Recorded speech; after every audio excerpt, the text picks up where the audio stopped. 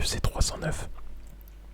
Donc il est bientôt 8 heures chez moi. J'ai déjà fait cette vidéo une fois, mais j'ai oublié de brancher le micro, enfin de choisir le bon périphérique dans le logiciel d'enregistrement, donc je la refais. C'est pas grave, elle était pas super longue, donc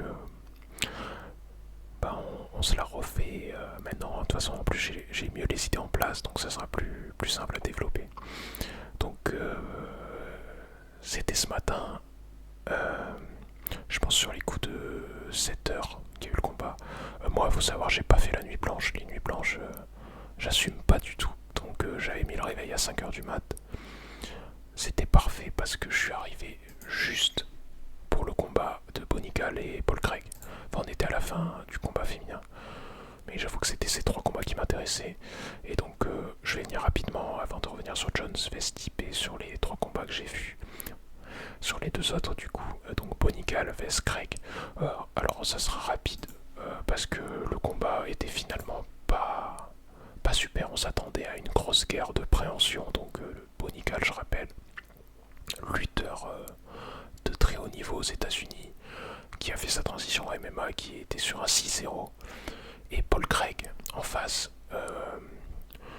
qui est un grappleur, donc ceinture noire de JJB. Il a beaucoup de finition. Il était avant dans la catégorie supérieure moins de 93, mais il est redescendu en 84 pour donner un second souffle à sa carrière. Donc on s'attendait à un duel de préhension et au final, alors on s'est retrouvé avec un fight de striking complet. Alors il n'y a pas eu une tentative d'amener au sol. Et du coup on s'est trouvé avec deux strikers plutôt moyens. Et du coup le combat a pas trop délivré ce qu'il devait délivrer. Bonical il a eu du mal à enchaîner debout. Il a fait juste ce qu'il fallait pour prendre le combat face à Paul Craig. Honnêtement c'était pas un super niveau de striking. Il touchait une fois, il n'y avait pas de combinaison. Et Paul Craig était super attentiste. Il a pas tenté grand chose. Donc j'ai pas trop bien compris ce combat. Bonical c'était un peu une rampe de lancement parce que on sait que l'UFC compte beaucoup sur lui. C'est un Américain qui avait la cote. Mais bon là le combat va pas trop aider à le propulser dans les classements parce que c'est pas une décision contre Paul Craig qui va le faire monter beaucoup. Donc je reviendrai pas plus dessus. À voir pour la suite. Bon, je vois des gens qui disent qu'il est overrated et tout ça. Bon, on va voir. Des fois, il y a des passages à vide sur certains combats. Il a quand même remporté, c'est le plus important. Ensuite, on avait Charles Oliveira versus Michael Chandler. Alors, ce combat, on l'attendait aussi. Il a été... c'était une revanche, hein, on se rappelle. Chandler avait perdu le premier. Et donc là, le combat a été une aisance. Les 5 rounds sont remportés par Oliveira, je pense. Sauf peut-être le dernier, à voir. J'ai pas regardé les décisions des juges exactes. Mais ouais, on a eu un Oliveira très patient. Dès qu'il avait une occasion pour mettre au sol Chandler, il l'a prise. Il a mis beaucoup de dégâts sur le premier round en ground and pound. Beaucoup de tentatives de soumission. On a eu un Chandler qui a tenté de faire d'être plus posé, ça n'a pas marché, donc il s'est remis à faire du Chandler en tapant un peu comme un bourrin. Et ça a failli passer, parce que malgré les 4 rounds où il se fait hard dominer, sur le cinquième il touche assez durement Oliveira. Il entame même un grand end pound au sol. Beaucoup diront qu'il a donné pas mal de coups illégaux aussi derrière la tête, mais bon, des avis que j'ai eus, il y a aussi pas mal de coups qui étaient sur l'oreille, donc même si c'est à l'arrière de la tête, c'est quand même considéré comme légal. Bon, à voir. Mais au final, Oliveira récupère et il arrive à prendre le dos de Chandler. Et il finit sur son dos. Avec Chandler qui se relève et qui se slam en arrière. On aurait dit un combat de WWE. Donc Chandler, comme à son habitude, même dans la défaite, il a régalé. C'était un beau combat, beaucoup de respect entre les deux combattants évidemment. Chandler qui call out encore une fois McGregor et qui lui demande de venir combattre s'il l'ose, parce que ça fait quand même 2 ans qu'il attend le combat. Et sinon, il dit qu'il va continuer à combattre, peut-être aussi pour la ceinture BMF qui comptait demander. Donc je pense que l'UFC, ils aiment bien Chandler, même s'il perd. Il donne toujours le show qu'il faut. Pour Oliveira, du coup, il revenait d'une défaite contre Tsaroukian. Et donc je sais pas s'il aura tout de suite un nouveau shot contre Marachev. Ça me paraît un peu compliqué d'avoir qu'on lui donne le shot de suite. Donc je pense que Tsaroukian est devant dans la hiérarchie. Maintenant, il faut que Tsaroukian accepte le combat aussi. On sait qu'il avait repoussé parce qu'il voulait un peu plus de préparation. Donc on verra bien. Et enfin, le combattant attendu John Jones contre Stipe, qui se termine au troisième round sur un spinning back kick au corps. Donc je sais pas si c'est le foie ou la rate qui a été touchée. Je sais pas si vous vous souvenez, pour les pronos, j'avais dit que le cœur était pour Stipe, mais que la raison disait un KO, un TKO vicieux de John Jones.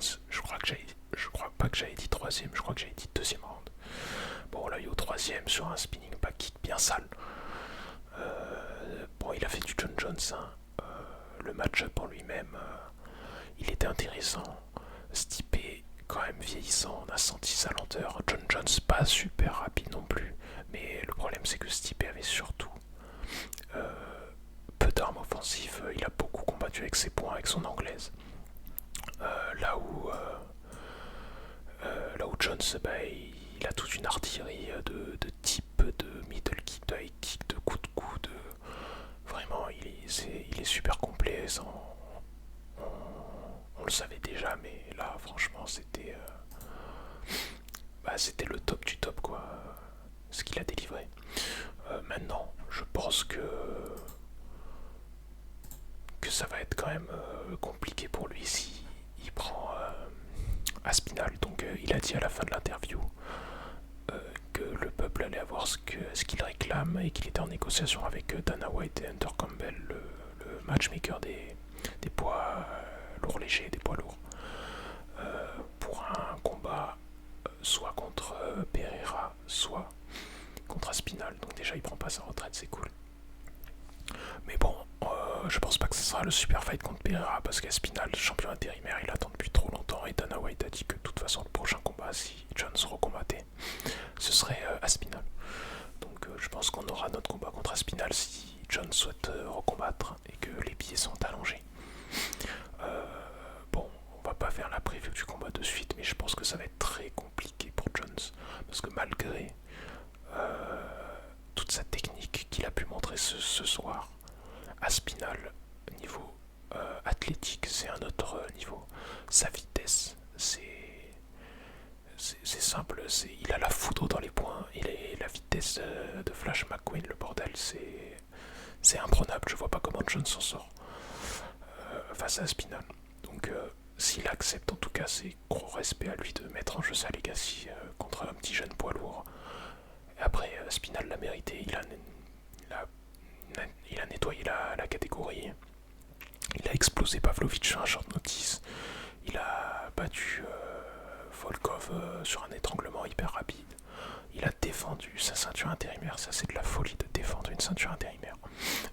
Il a défendu sa ceinture intérimaire contre Blade. Donc franchement, je pense que là, il a le droit à son shot. Et je pense que si le combat arrive, ça devrait aller pour lui. Je vois pas comment Jones s'en sort.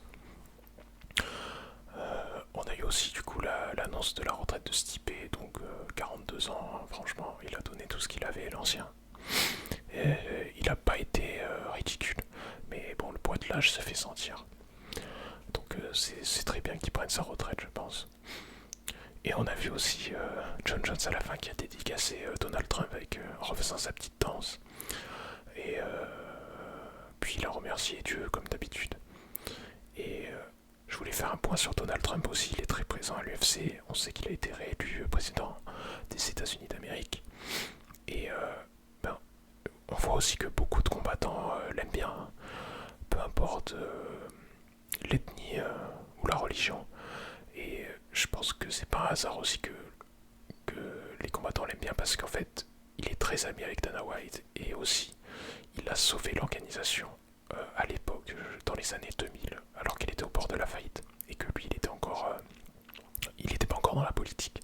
Donc il a sauvé l'organisation avec, je pense, de l'injection de fonds, etc. Donc il est devenu très ami depuis avec Dana White, ils sont très copains. D'ailleurs, il y a aussi Elon Musk dans la salle aujourd'hui.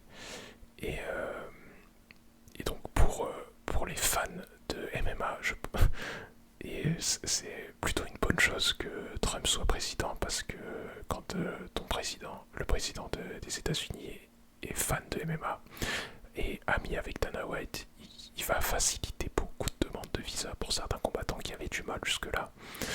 Je pense à Khamzat Chimaev qui, après ce qu'il a fait à Whittaker,